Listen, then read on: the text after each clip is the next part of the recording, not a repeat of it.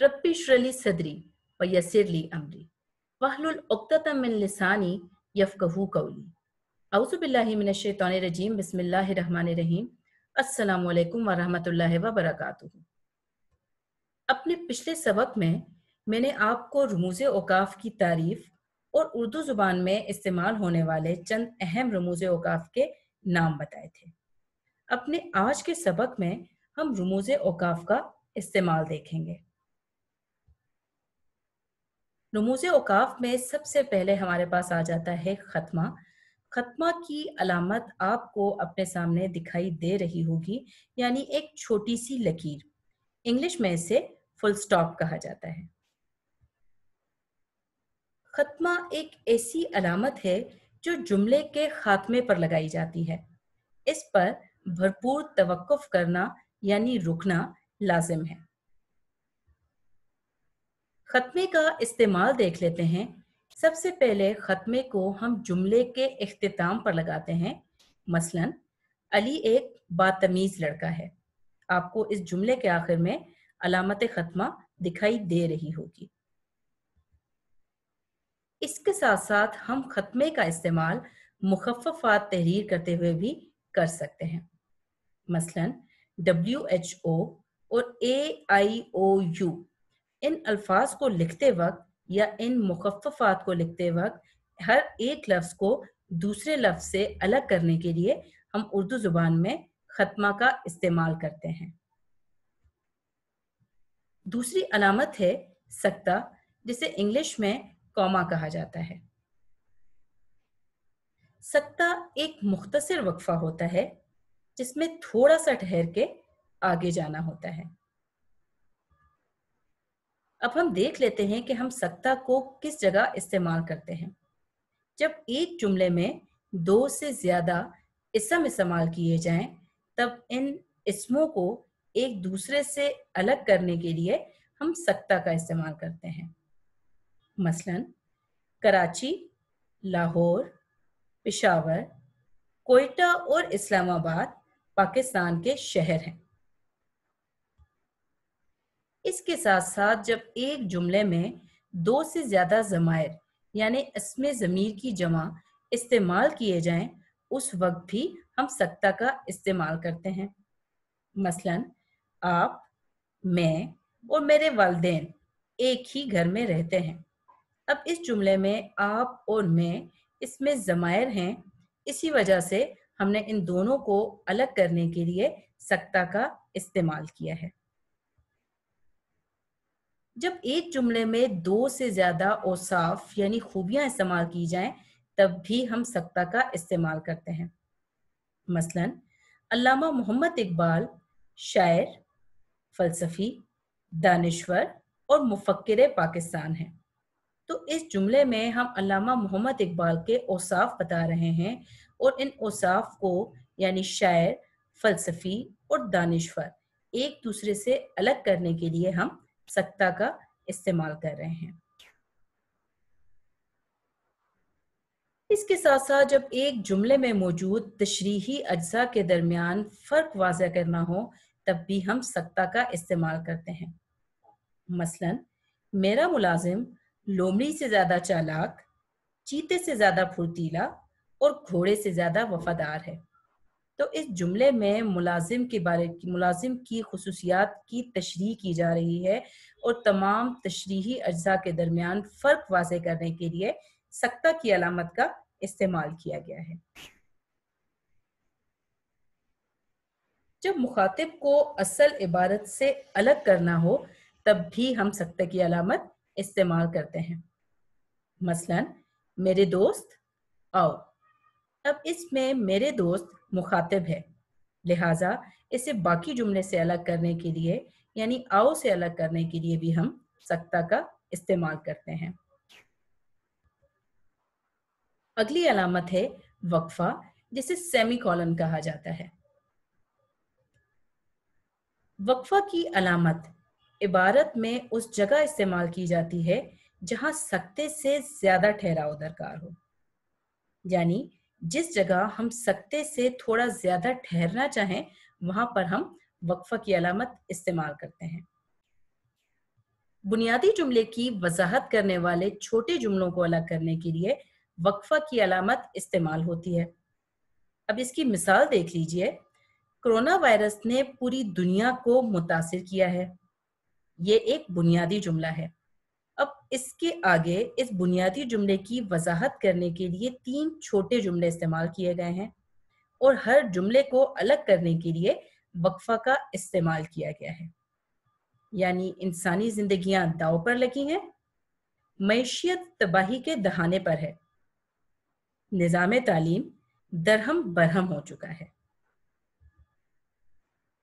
اس کے ساتھ ساتھ اگر جملے کے مختلف حصوں پر زیادہ زور دینا ہو تو وقفہ کی علامت لگائی جاتی ہے۔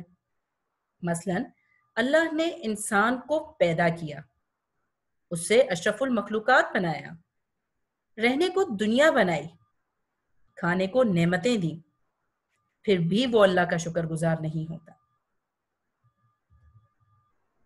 اس کے بعد اگلی علامت ہے ہمارے پاس رابطہ، جسے انگلش میں کالن کہا جاتا ہے۔ عبارت میں اگر وقفے سے بھی زیادہ ٹھہراؤ درکار ہو تو رابطہ کی علامت کا استعمال کیا جاتا ہے۔ یعنی اگر جملے میں مختصر ٹھہراؤ ہو تو ہم سکتہ کی علامت استعمال کرتے ہیں۔ سکتہ سے زیادہ ٹھہرنا ہو تو وقفہ کی علامت استعمال کی جاتی ہے۔ اگر وقفہ سے بھی زیادہ ٹھہراؤ درکار ہو تو ہم علامت رابطہ استعمال کرتے ہیں۔ اب ہم رابطہ کا استعمال دیکھ لیتے ہیں۔ سب سے پہلے کوئی بھی مثال دینے سے پہلے یا تحریر کرنے سے پہلے ہم رابطہ کی علامت کا استعمال کرتے ہیں۔ مثلاً اب یہاں پر دیکھ لیجئے، مثلاً لکھنے کے بعد بھی رابطہ کی علامت استعمال کی گئی ہے۔ جملہ دیکھیے، پاکستان کے 4 پڑوسی ممالک ہیں۔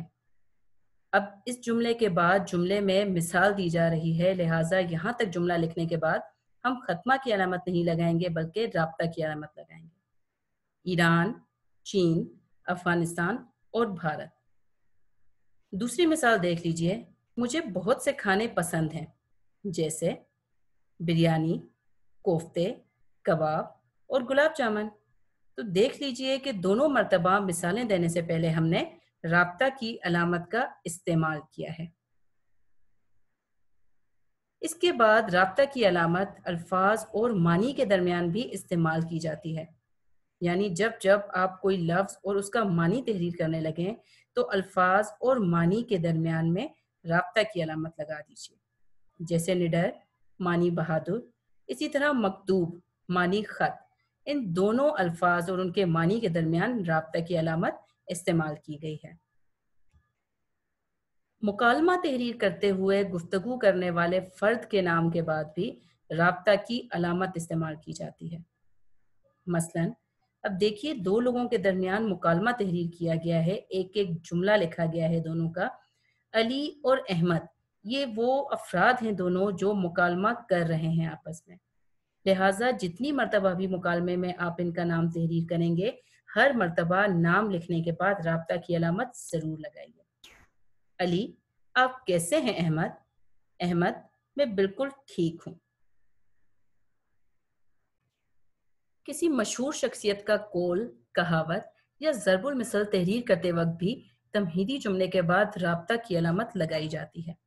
مثلاً علامہ اقبال نے شاید آج ہی کے دن کے لیے کہا ہے۔ اب دیکھ لیجئے، یہ ایک تمہیدی جملہ ہے۔ اصل جملہ یا اصل شعر یا جو بات ہم بتانا چاہ رہے ہیں اس جگہ پر یا اس عبارت میں، وہ بات آگے آئے گی۔ یعنی وہ ایک شعر ہے، آگ ہے اولاد ابراہیم ہے نمرود ہے، کیا کسی کو پھر کسی کا امتحان مقصود ہے؟ تو شعر سے پہلے ہم نے علامہ اقبال کے بارے میں جو تمہیدی جملہ لکھا، اس کے بعد بھی ہم رابطہ کی علامت کا استعمال کریں گے۔ اب ہم آ جاتے ہیں علامت تفصیلیہ پر، جسے انگلش میں کولن ڈیش کہا جاتا ہے۔ جب کسی بھی عنوان کی تفصیل دینا مقصود ہو تو ہم علامت تفصیلیہ استعمال کرتے ہیں۔ تفصیلیہ کا استعمال دیکھ لیتے ہیں۔ عنوان کی تفصیلات تحریر کرنے سے پہلے تمہیدی جملہ لکھ کر تفصیلیہ کی علامت لگائی جاتی ہے۔ مثلاً خلفائے راشدین کے نام مندرجہ ذیل ہیں۔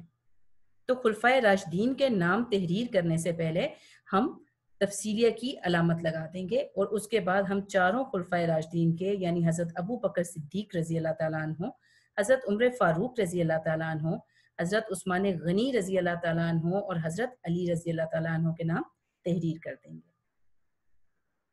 اس کے بعد ہمارے پاس آ جاتی ہے سوالیہ علامت، جسے انگلش میں سائن آف انٹیروگیشن کہا جاتا ہے۔ یہ علامت سوالیہ جملے یا سوالیہ الفاظ کے آخر میں لگائی جاتی ہے، یعنی جب جملے میں کچھ پوچھا جائے یا سوال کیا جائے تب سوالیہ علامت استعمال کی جائے گی۔ مثال دیکھ لیجئے، کیا یہ قلم آپ کا ہے؟ ایک سوال پوچھا گیا ہے، لہٰذا آخر میں سوالیہ نشان لگایا گیا ہے۔ آپ نے ابھی تک کھانا کیوں نہیں کھایا؟ ایک اور سوال، لہٰذا آخر میں سوالیہ کی علامت لگائی گئی ہے۔ آخری مثال، علی کب بازار گیا؟ ایک اور سوالیہ جملہ، لہٰذا ایک مرتبہ پھر علامت سوالیہ کا استعمال کیا گیا ہے۔ اس کے بعد سوالیہ جملے کے ساتھ ساتھ بعض اوقات ایک سوالیہ لفظ کے بعد بھی سوالیہ علامت کا استعمال کیا جاتا ہے۔ مثلا احمد کہتا ہے، میں اسلام آباد آ رہا ہوں۔ علی کب؟ یعنی پورا سوالیہ جملہ نہیں کہا گیا، صرف ایک لفظ کہا گیا ہے، لیکن چونکہ لفظ سوالیہ ہے اور سوالیہ انداز میں پوچھا گیا ہے، لہٰذا ہم سوالیہ علامت اس کے بعد استعمال کریں گے۔ اب آ جاتی ہے ہمارے پاس سائن آف ایکسکلیمیشن، یعنی اردو میں علامت فجائیہ، ندائیہ یا استجابیہ۔ علامت فجائیہ ہم کسی بھی ایسے جملے میں استعمال کرتے ہیں جس جملے میں افسوس، دکھ یا غم کا اظہار کیا گیا ہو، اور افسوس، دکھ یا غم کے اظہار کے لیے جب یہ علامت استعمال کی جاتی ہے تب یہ علامت فجائیہ کہلاتی ہے۔ جیسے اوہ، یہ کیا ہو گیا؟ اوہ کا لفظ فجائیہ لفظ ہے، یعنی اس لفظ کے ذریعے سے جملے میں دکھ کا، افسوس کا یا غم کا اظہار ہو رہا ہے، لہٰذا اوہ کے بعد ہم علامت فجائیہ لگائیں گے۔ علامت ندائیہ، کسی کو بلانے یا مخاطب کرنے کے لیے یہ علامت استعمال ہونے پر علامت ندائیہ کہلائے گی، یعنی یا اللہ میری مدد فرما۔ اللہ کو پکارا گیا ہے اس جملے میں، لہٰذا یا اللہ کے بعد علامت ندائیہ لگائی جائے گی۔ اس کے ساتھ ساتھ دوست میری بات سنو، دوست کو پکارا جا رہا ہے، بلایا جا رہا ہے یا پھر مخاطب کیا جا رہا ہے، یہی وجہ ہے کہ یہاں پر یہی علامت استعمال ہونے پر ندائیہ کہلائے گی۔ علامت استجابیہ، خوشی، مسرت، حیرت یا پھر تعجب کے جذبات کے اظہار کے لیے اگر ہم اس علامت کو استعمال کریں گے تب یہ علامت استجابیہ کہلائے گی، یعنی آہا ہم جیت گئے۔ آہا خوشی کے اظہار کے لیے استعمال کیا گیا لفظ ہے، لہٰذا آہا کے بعد ہم یہ علامت استعمال کریں گے، اور اب یہ علامت فجائیہ یا ندائیہ نہیں بلکہ استجابیہ علامت کہلائے گی۔ فجائیہ، ندائیہ یا استجابیہ علامت، یہ علامت ایسے الفاظ یا جملوں کے اختتام پر لگائی جاتی ہے جن میں کسی جذبے کا اظہار کیا گیا ہو، چاہے وہ جذبہ خوشی کا ہو، دکھ کا ہو، حیرت کا ہو۔ کوئی بھی جذبہ استعمال کرنے پر الفاظ یا جملوں کے اختتام پر علامت فجائیہ، ندائیہ یا استجابیہ لگائی جاتی ہے۔ فجائیہ، ندائیہ یا استجابیہ کا استعمال اب ہم دیکھ لیتے ہیں۔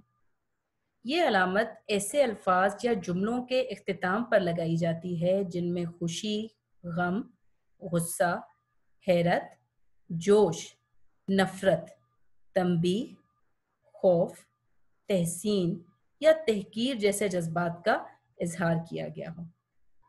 مثلا الحمدللہ میں پاس ہو گیا، خوشی کا اظہار کیا جا رہا ہے۔ واہ کیا شعر ہے، تحسین کا اظہار کیا گیا ہے۔ اوہ یہ کیا ہو گیا، افسوس یا غم کا اظہار کیا جا رہا ہے۔ अब हम देख लेते हैं अलामत कोसेन, जिसे इंग्लिश में ब्रैकेट्स कहा जाता है। अलामत कोसेन को खुतूत वहदानी भी कहा जाता है। तहरीर में जुमला मुतरज़ा इस्तेमाल करते हुए जुमले के दोनों जानिब ये अलामत यानी कोसेन की अलामत लगाई जाती है। जुमला मुतरज़ा वसाहत या तंज के लिए इस्तेमाल किया जाता है। इसके होने या ना होने से तहरीर में कोई फर्क नहीं पड़ता। मिसाल देख लीजिए, जाविया अशफाक अहमद की किताब का तीसरा हिस्सा छप चुका है। अब हम कोसैन में इस्तेमाल होने वाले अल्फाज यानी अशफाक अहमद की किताब अगर इस जुमले से हटा दें, ये अल्फाज निकाल दें, तब भी जुमला हमारे पास मुकम्मल ही रहेगा। यानी जाविया का तीसरा हिस्सा छप चुका है, ये भी एक बामानी जुमला है और मुकम्मल जुमला है। लेकिन जुमला मुतरज़ा जो हकीकी जुमला होता है या असल जुमला होता है, उसकी मज़ीद वज़ाहत करता है। यानी खाली जाविया लिखने से हमें मालूम नहीं होता कि जाविया क्या चीज़ है, किस चीज़ की बात की जा रही है।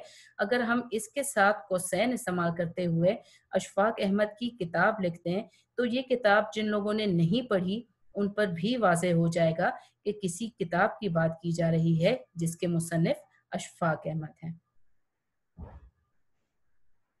इसके बाद हमारे पास अलामत आ जाती है खत या हज़फ की, जिसे इंग्लिश में लाइन या फिर डैश कहा जाता है। कुछ मकामात पर जुमला मुतरज़ा के दोनों जानिब कोसैन के बजाय खत की अलामत भी इस्तेमाल की जाती है।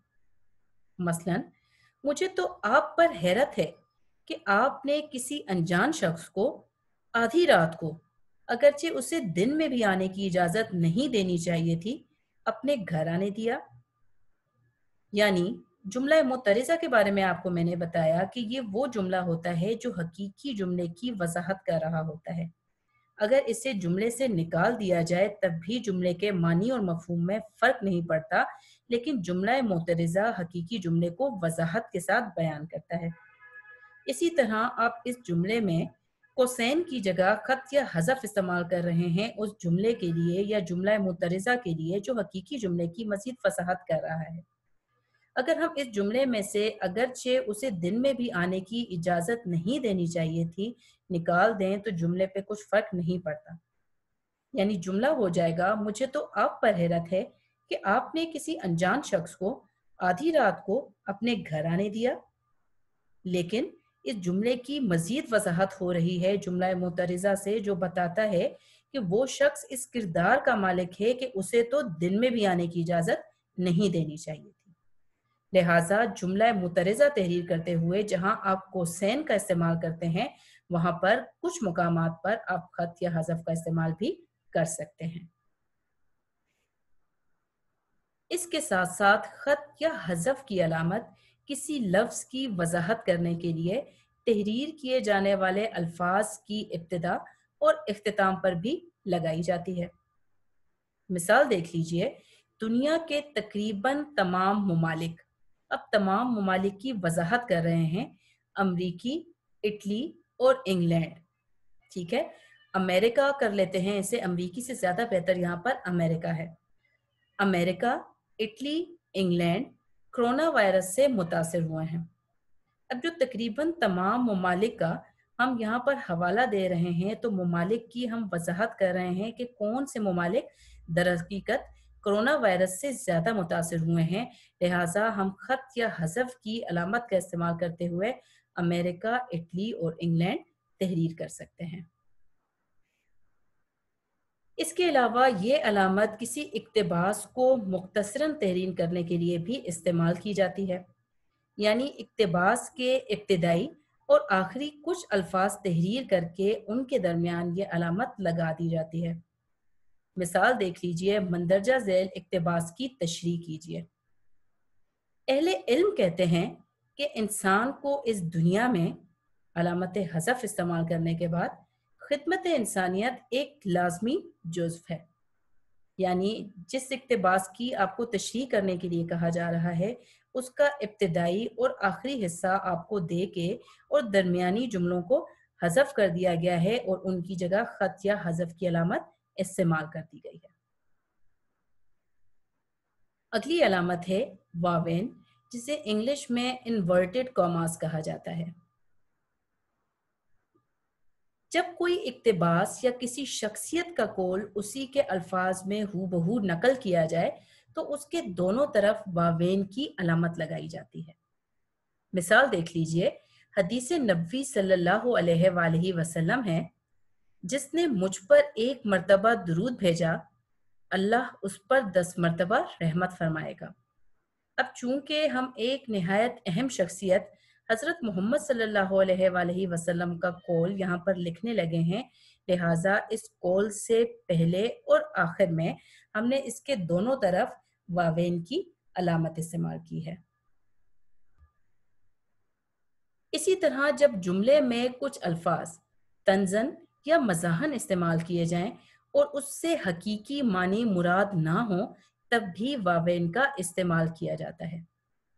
مثلاً انہیں لگتا ہے کہ وہ بہت بڑے شاعر ہیں، علامہ اقبال نہ ہو تو یہاں پر انہیں کیونکہ محسوس ہوتا ہے کہ وہ بہت بڑے شاعر ہیں، لہٰذا علامہ اقبال کا نام لے کر ان پر طنز کیا گیا ہے، اور چونکہ علامہ اقبال کے الفاظ طنزاً استعمال ہوئے ہیں لہٰذا علامہ اقبال کو واوین میں تحریر کیا گیا ہے۔ علامت شعر اردو زبان کے طلباء کے لیے نہایت اہم علامت ہے۔ علامت شعر ہم اس جگہ استعمال کرتے ہیں جب ہم عبارت میں کسی شعر کا حوالہ دینے جا رہے ہوں، یعنی یہ علامت عبارت میں کسی شعر کا حوالہ دینے کے لیے شعر تحریر کرنے سے پہلے استعمال کی جاتی ہے۔ مثال دیکھ لیجئے، میں ہوں اس دور کا سکرات مجھے زہر نہ دو، میں ہوں اس دور کا سکرات مجھے زہر نہ دو، میں تو احساس کی تلخی سے ہی مر جاؤں گا۔ یہاں پر یہ شعر لکھنے سے پہلے ہم نے علامت شعر لگا دی ہے۔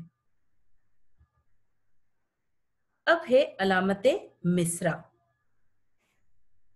علامت مصرع جب ہم نے عبارت میں کسی مصرع کا حوالہ دینا ہو تو وہ مصرع یعنی شعر کی ایک سطر تحریر کرنے سے پہلے علامت مصرع استعمال کرتے ہیں۔ مثلاً تو اگر میرا نہیں بنتا نہ بن، اپنا تو بن، یہ مصرع لکھنے سے پہلے ہم نے علامت مصرع استعمال کی ہے۔ علامت تخلص۔ علامت تخلص وہ علامت ہے جو شاعری میں جو نام شاعر اپنے مکمل نام کے بجائے استعمال کرتا ہے تخلص کہلاتا ہے۔ یعنی شاعری میں جو نام شاعر اپنے مکمل نام کے بجائے استعمال کرتا ہے تخلص کہلاتا ہے، اور علامت تخلص شاعر کے تخلص یعنی مکمل نام کے بجائے استعمال ہونے والے مختصر نام پر لگائی جاتی ہے۔ مثلاً چھوڑ کر سب دین و ایمان میر جس کے واسطے، چھوڑ کر سب دین و ایمان میر جس کے واسطے میں ہوا کافر تو وہ کافر مسلمان ہو گیا۔ اب یہاں پر دیکھ لیجئے، میر تقی میر شاعر کا نام ہے جبکہ ان کا تخلص ہے میر، لہٰذا ہم نے ان کے تخلص یعنی میر پر علامت تخلص کا استعمال کیا ہے۔ ہماری اگلی علامت ہے مخففات یعنی ایبریویشنز۔ جملے میں جو مختصر علامت اصل فقرے کی جگہ استعمال کی جائے مخفف کہلاتی ہے۔ مثلاً صلی اللہ علیہ وآلہ وسلم کی جگہ اگر ہم یہ چھوٹا سا سواد لکھیں گے تو یہ علامت مخفف کہلاتی ہے۔ اسی طرح علیہ السلام کی جگہ پر ہم چھوٹا سا عین لکھتے ہیں، یہ علامت بھی مخفف ہے۔ رضی اللہ تعالی عنہ کی جگہ ہم یہ چھوٹی سی رے زواد اور ہے کی علامت لگاتے ہیں، جبکہ رحمت اللہ علیہ کی جگہ پر بھی ہم رے کے ساتھ ایک ہے لگا دیتے ہیں جو کہ مخفف ہے۔ امید ہے آج کا سبق آپ کو اچھی طرح سے سمجھ آ گیا ہوگا اور اب آپ اپنے آپ کو اس قابل سمجھ رہے ہوں گے کہ اردو زبان تحریر کرتے ہوئے آپ اردو زبان میں استعمال ہونے والی علامات کا بخوبی استعمال کر سکیں۔ اپنا بہت خیال رکھیے، مجھے اجازت دیں، اللہ حافظ۔